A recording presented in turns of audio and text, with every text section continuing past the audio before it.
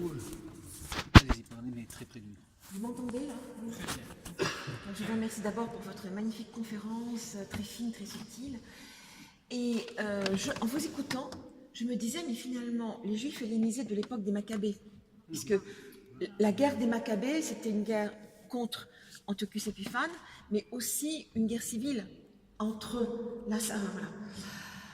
Donc je disais que la guerre des Maccabées était une guerre à la fois contre Antiochus Épiphane qui voulait imposer une culture grecque, qui avait même finalement interdit la Torah et mis Zeus Olympia dans le temple, dans le second temple. Mais c'était aussi une guerre civile entre juifs, qu'on disait hellénisés, et juifs conservateurs. Et en vous écoutant, je me disais, mais finalement, ces juifs hellénisés, qui ne voulaient pas renoncer à la Torah, ils restaient juifs, mais ils considéraient que la culture grecque pouvait apporter quelque chose en plus à la culture juive. Il correspondait un peu à cette idée que vous avez émise d'introduire la science grecque dans la conscience juive. C'est une très bonne question. J'ai parlé des pharisiens. Manitou expliquait que ces juifs hellénisés sont ceux qu'on appelle les sadducéens, les Sadokim. Parce que souvent on a une difficulté à identifier. Vous savez tous que Flavius Joseph décrivait qu'à l'époque du deuxième temple, il y avait trois grands mouvements qui étaient les Esséniens, les pharisiens et les sadducéens, les Sadokim. Et on a une difficulté à les identifier avec ce mouvement des juifs hellénisés. Et il nous expliquait en fin de compte c'était la même chose.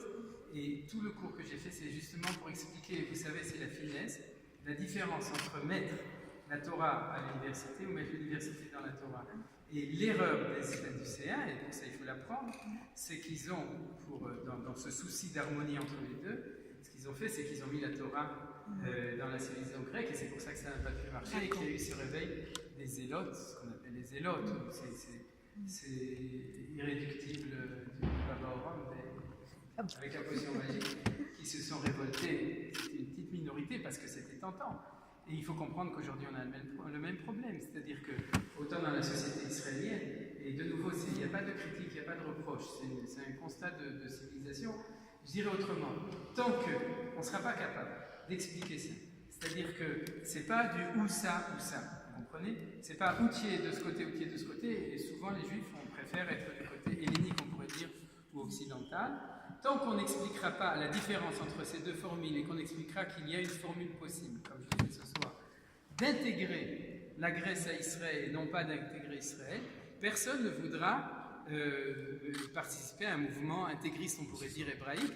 Il préférera rester de l'autre côté ou d'être du côté, comme vous avez décrit, qui étaient ces juifs helléniques. Et c'est pour ça que la guerre était difficile, parce que se battre contre les éléphants d'Antiochous, c'est pas très difficile.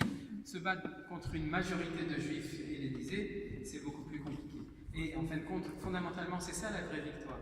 C'est que, bon, pour ça il faudrait d'autres cours, c'est que sans doute que la sagesse des Maccabées a été celle qui a réussi, et c'est ça l'enseignement, a réussi à restituer une identité authentique.